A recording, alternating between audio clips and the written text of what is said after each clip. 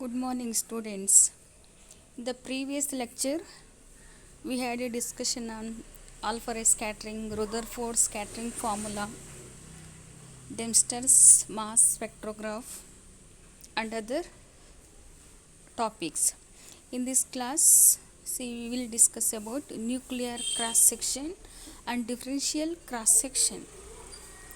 Here, nuclear cross section means the probability of a nuclear reaction can be defined in terms of the number of particles re-emitted or of nuclear undergoing transmutation for a specified number of identical particles.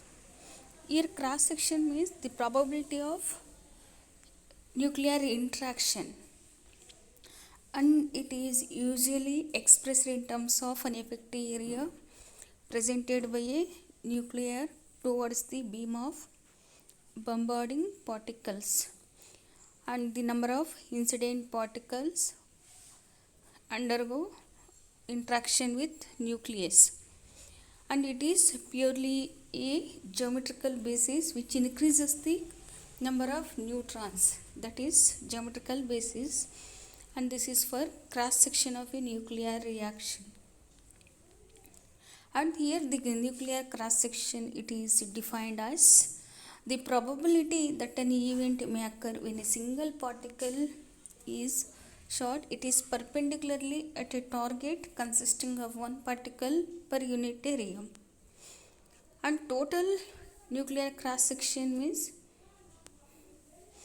see, it is effective area, it is possessed by nuclear per remaining the incident particle from a beam of possible nuclear process. And sigma t means total cross section,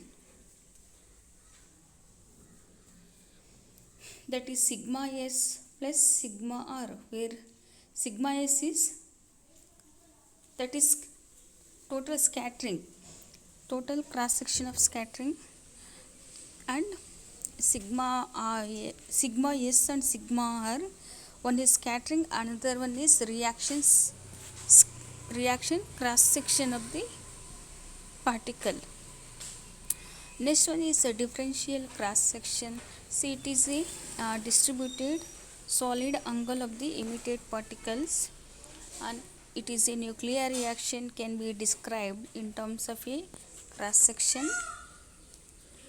which is a function of the angular coordination in the problem, and this cross section which defines a distribution of re-emitted particle with reflects to the solid angle is called differential cross section.